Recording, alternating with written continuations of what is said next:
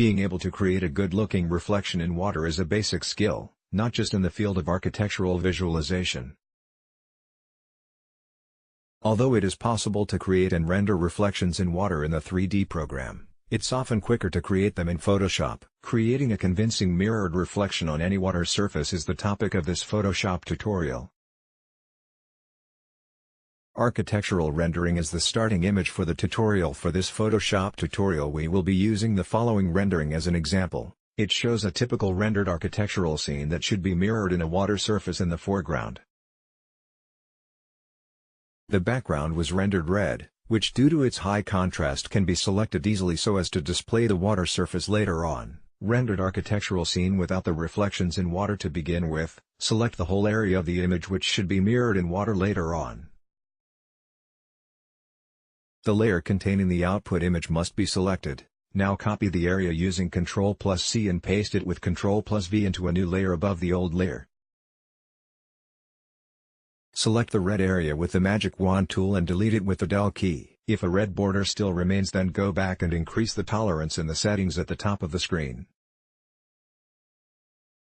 Mirror and align the image selection. The contents of this layer will become the mirrored water surface, which therefore needs to be flipped vertically. Edit/transform/flip vertical. If we now drag the contents of the layer down and align it, it should end up looking like this. Vertically flipped image selection. Now you should zoom quite far in order to place the elements precisely on the edge of where the reflection should be.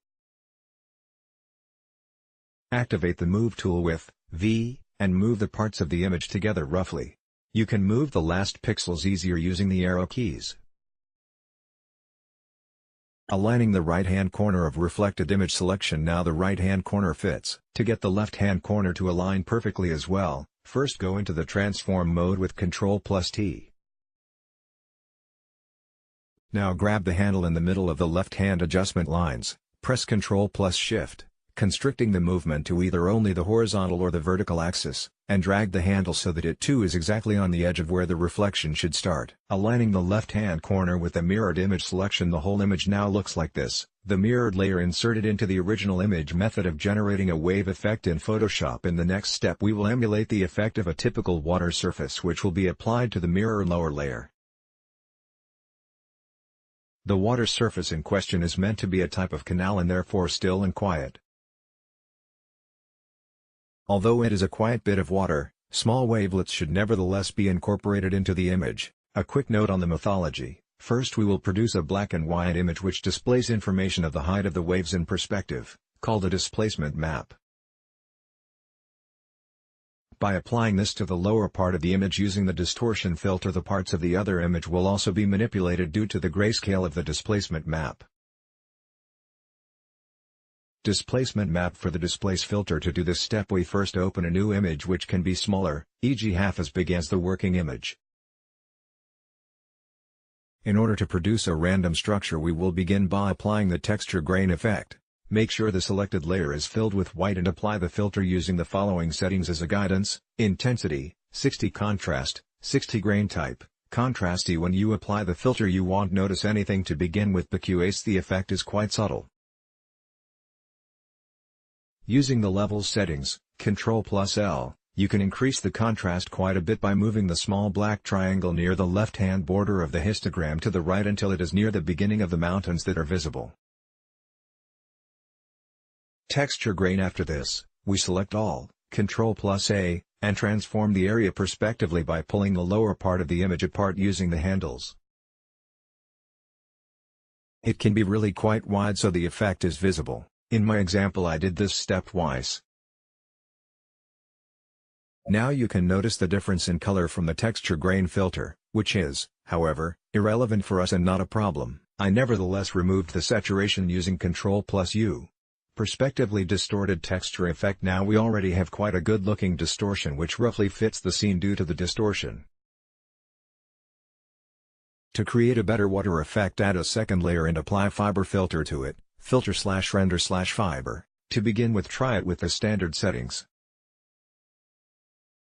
However, the fibers are set to be vertical, so select all again, rotate everything 90 degrees and scale it to the width of the image using Ctrl+T so that it is now orientated horizontally. Finally, scale this effect perspectively so that it matches the first. Second layer with reorientated fiber filter effect.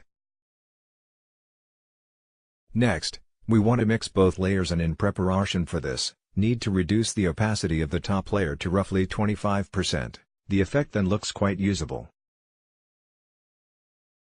Finish displacement map for the filter. Reuse the displacement map over and over. The nice thing about this is that the displacement map you just created can be used again and again. Therefore it should be saved in a specially designated texture library so that next time creating water reflections in Photoshop will be even quicker. Not quite happy with the displacement map? Clicking on the following link will download the Photoshop file of the displacement map that I made, which you can use in your architectural visualizations. It also includes both the layers so you can change the transparency and other settings to suit your needs. Free download, Photoshop displacement map for water surfaces. Now comes the big moment. You can either use the displacement map you made or my version of it. First select the contents of the image and then, using the rectangular select tool, roughly select the area that later on will display the water. Then apply the following settings in the displace filter: filter/distort/displace, scale horizontal, 100, scale vertical, 20, select scale to selection, select repeat edge pixels. You can experiment with these values a bit. If the effect should be more linear, then set the value higher in the setting scale horizontal, although my value is already quite high. But just play with it. Settings in the displace filter accept by pressing OK, and a dialog box will appear offering with the option to choose a file. Choose the Photoshop file of the displacement map and the result should look something like this. Reflection effect with the Photoshop displace filter. Gentle reduction of the reflection in the foreground using a layer mask. This is all going in the right direction. Let's continue with the fine-tuning. To begin with, the intensity of the reflection should decrease towards the front. To do this, we create a layer mask over the most recently created layer with the mirroring part of the image. An alpha mask is basically a layer itself with grayscale information that is attached to a normal Photoshop layer. WHST's special about this is that black dictates areas that should be transparent through the mask to the attached layer, whilst white masked areas become opaque, not transparent. By creating a black-white transition in the layer mask, you thus create a transition from transparent to opaque on the main layer. In our case, we reduce the transparency of the mirroring part of the image in the foreground using a soft transition. So let's start. First, mark the layer with the mirrored image and create a layer mask. On the lower toolbar of the Layers window, see screenshot below. Then select the newly created layer mask, the small white box next to the preview image of the layer in the Layers window. Select the Transition tool, G, and make a black-white transition from bottom left to top right, stopping at the edge of the water. By pulling the tool across the image, make sure the foreground color is dark but not quite black and that the background color is white. The transition should run roughly at right angles to the edge of the water. Then it should look something like this. Transparency of the mirrored area using a layer mask. You may need a few attempts, which isn't a bad thing.